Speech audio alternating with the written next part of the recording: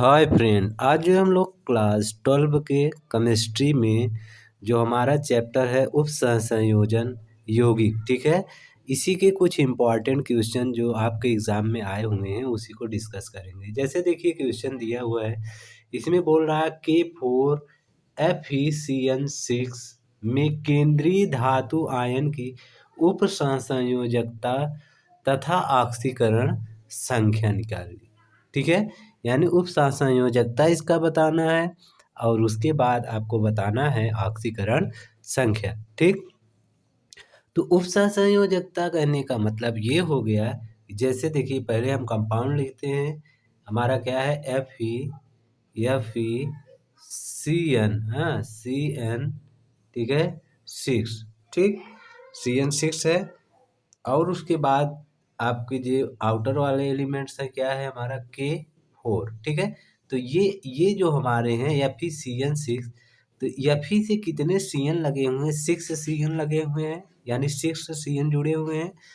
तो इसकी जो सहसंयोजकता होगी कितनी होगी, 6 होगी। इसका आंसर यही होगा सीधा सीधा, ठीक है। जो सेंट्रल मेटल से साइनाइड ग्रुप हमारा जुड़ा है, ये आउटर वाला नहीं हमको देखना है, ठीक है। सिर्फ सेंट्रल मेटल से जो डायरेक्टली अटैच है हमारे, वही हमारा क्या होगा उप सहसंयोजकता या समन्वय संख्या। तो इसका समन्वय संख्या कितना होगा, 6 होगा।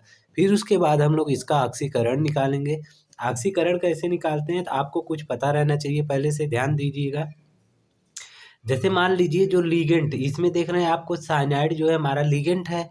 तो लिगेंड के कुछ ना मतलब फिक्स रहते हैं। जैसे मान लीजिए ये साइनाइड है ना, तो साइनाइड का जो आयन होता है, इसका जो होता है हमारा ऑक्सीकरण संख्या -1 होता है। जैसे H2O है, क्या है H2O है, तो इसका क्या होता है 0 होता है। क्या होता है 0। जैसे मान लीजिए सपोज करिए NH3 है, इसका भी क्या होता है 0 होता है, ठीक है। जैसे मान लीजिए फ्लोरीन है, क्लोरीन है, हाँ, उसके बाद ब्रोमीन है। अगर इसके जो आयन हैं इस तरीके से अगर ये सब अगर ऐड हैं किसी भी सेंट्रल मेटल से, तो इनका जो ऑक्सीकरण संख्या होता है -1। ये मतलब सभी का जितना भी ये है हाइड्रोजन ग्रुप, सभी का कितना होता है -1 होता है।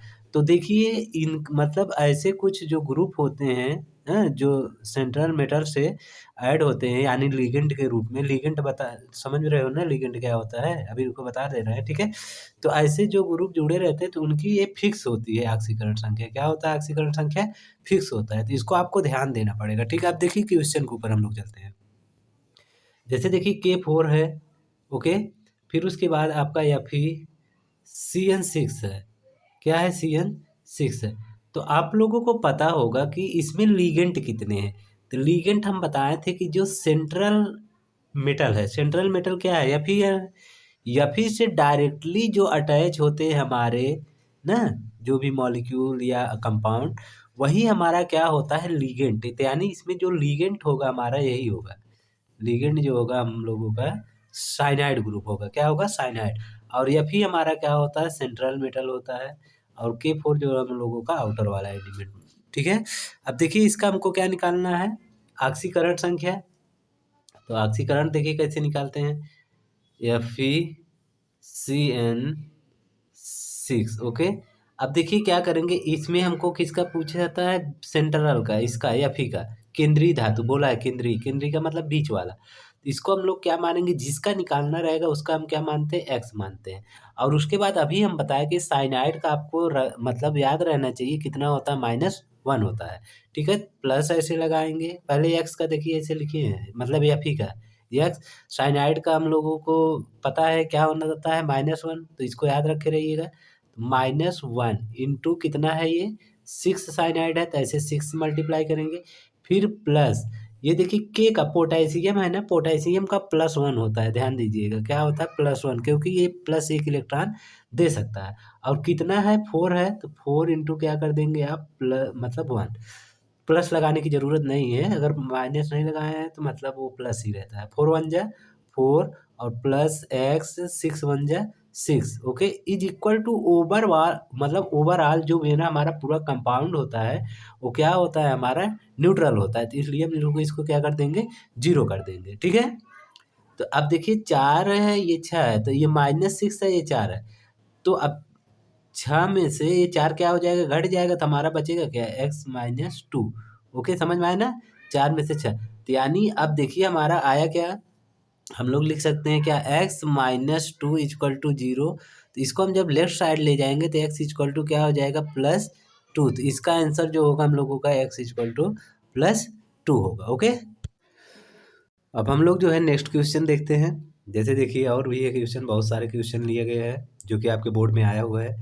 जैसे देखिए अब इसका है CuNH3 न का होल, ये 4 है, और उसके बाद ब्रैकेट के बाहर जो है SO4 है। तो इसमें हमको किसका निकालना है, कॉपर का ऑक्सीकरण संख्या निकालना है। ठीक है, तो अभी हम आप लोगों को बताए हैं कि जिसका निकालना रहता है उसको हम लोग क्या मानेंगे, x मान लेंगे। ठीक है, फिर उसके बाद NH3 प्लस ऐसे लिखेंगे, कितने NH3 है, यानी अमीन ग्रुप कितना है, 4 है, ऐसे 4 लगाएंगे, इंटू NH3 का कितना होता है, 0 होता है। कितना होता है NH3 का, 0। अभी हम बताए थे NH3 का जो होता है क्या वैल्यू, 0 होता है। ध्यान दीजिएगा, ऑक्सीकरण संख्या जब निकालते हैं हम लोग, इसका ऑक्सीडेशन 0 हम लोग मानते हैं। ठीक, तो ये हमारा क्या हो जाएगा, इसे 0 हो जाएगा। ठीक, फिर उसके बाद यहाँ पे देखिए ये SO4 है तो ऐसे प्लस लगा देंगे।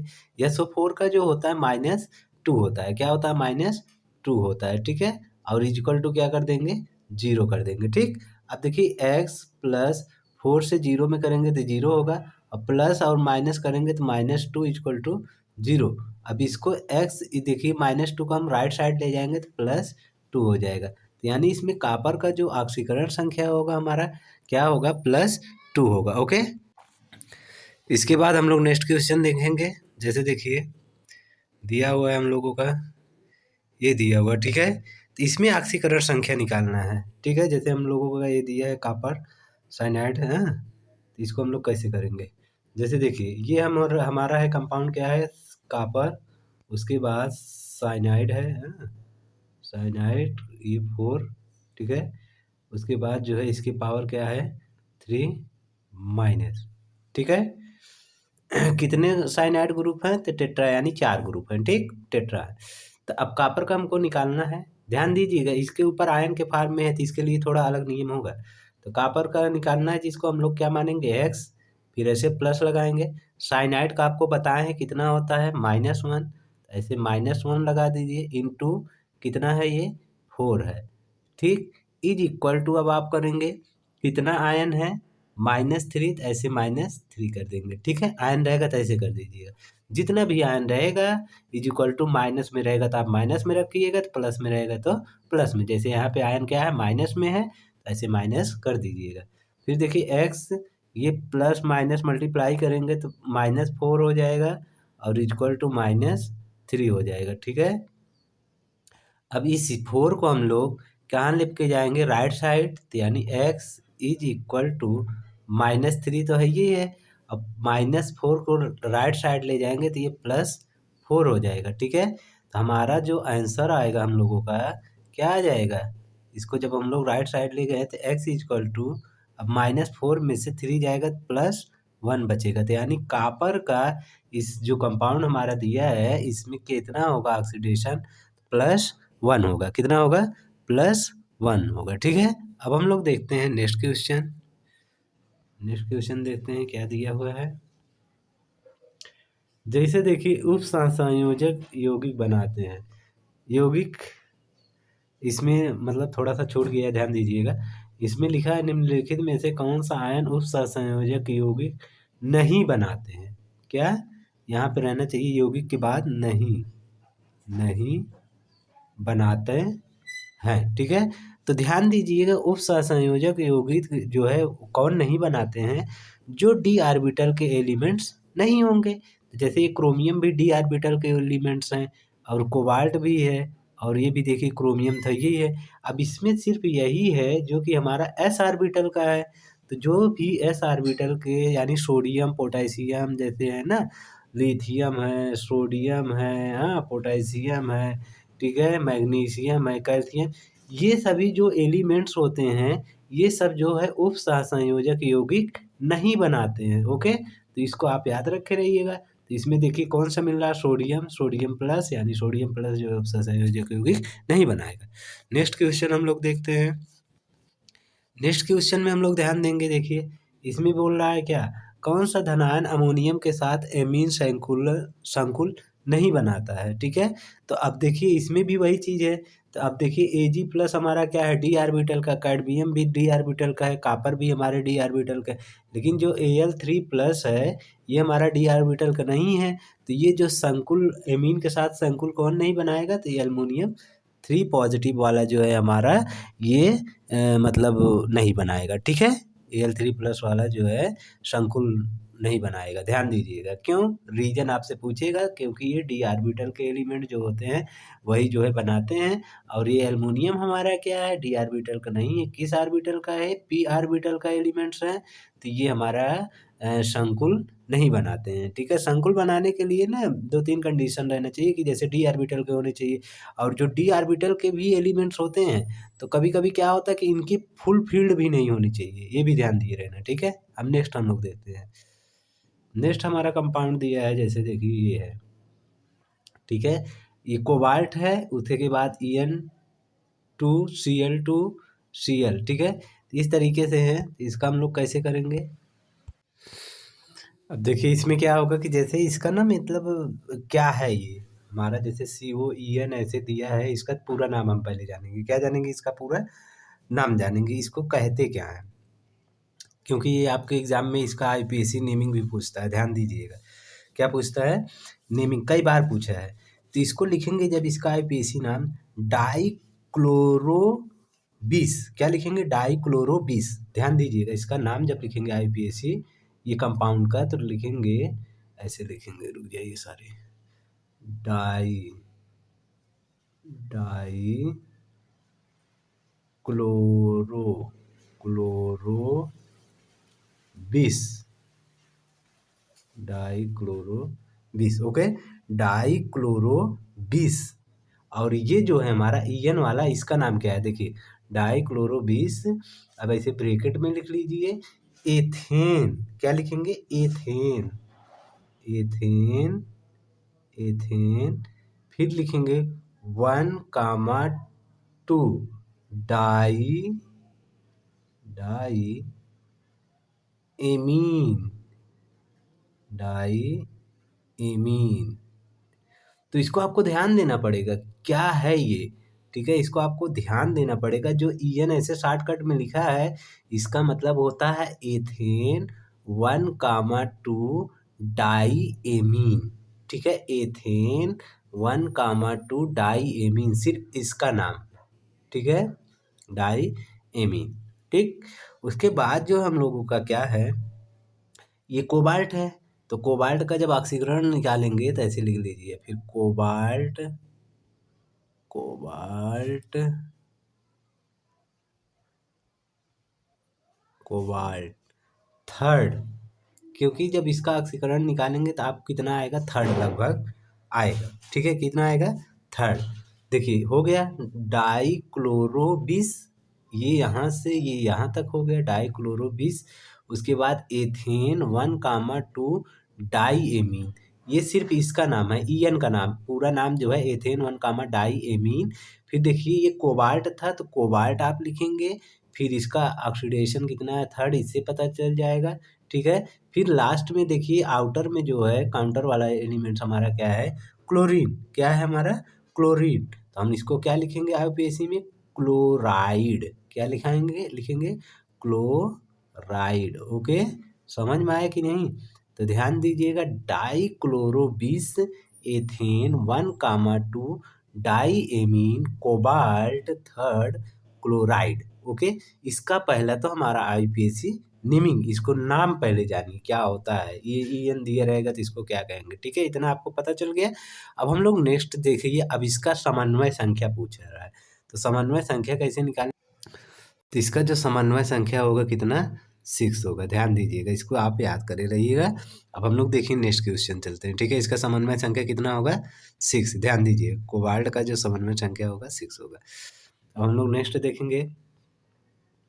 नेक्स्ट जैसे दिया, देखिए इसका, इसमें क्रोमियम की संयोजकता पूछा है। तो संयोजकता पूछा है, संयोजकता पहले नंबर, संयोजकता होता क्या है इसको आप समझिए। संयोजकता का मतलब होता है कि जैसे मान लीजिए ऐसे ये कोई एलिमेंट है, ओके। ये एलिमेंट कितने एलिमेंट से बंध बनाने की क्षमता रखता है। हाँ, कोई एलिमेंट्स है, ये एलिमेंट्स कितने एलिमेंट से बंध बनाने की क्षमता रखता है। जैसे मान लीजिए एक एलिमेंट है, अब ये सिर्फ अगर एक ही एलिमेंट से, जैसे मान लीजिए एक हाइड्रोजन से जुड़ने की क्षमता रखता है, तो उसकी जो संयोजकता होगी 1 होगी। ओके, जैसे मान लीजिए ये हम लिए थे, तो इसमें मान लीजिए 6 एलिमेंट से जुड़ने की क्षमता रखता है इससे, तो इसका जो संयोजकता होगा कितना होगा, 6।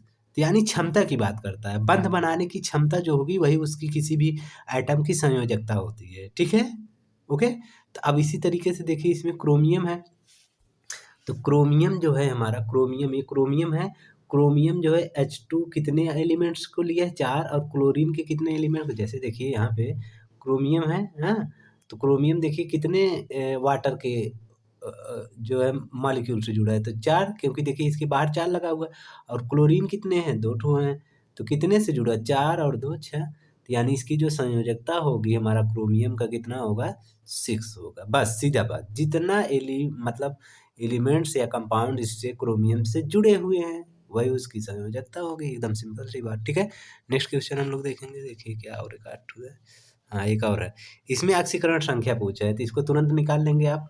कोबाल्ट का जैसे पूछा तो इसको x मानेंगे, अमोनियम का हम बताएं कितना होता है, 0 होता है, तो 0 इंटू 5 करेंगे, तो फिर उसके बाद देखिए क्लोरीन है, तो क्लोरीन का कितना होता है, -1 होता है। Cl यहाँ पे 2 क्लोरीन है तो -2 हो जाएगा, इज इक्वल टू क्या होगा, पूरा ओवर आर 0 होगा, तो यस ये तो 0 हो जाएगा, -1 5 से 0 में मल्टीप्लाई करेंगे 0 हो जाएगा, -1 -2 इक्वल टू 0, तो x -3 इक्वल टू 0। अब देखिए अब इसको हम लोग राइट साइड ले जाएंगे, हैं, इसको ऐसे सॉल्व करेंगे, यानी x-3 इक्वल टू 0।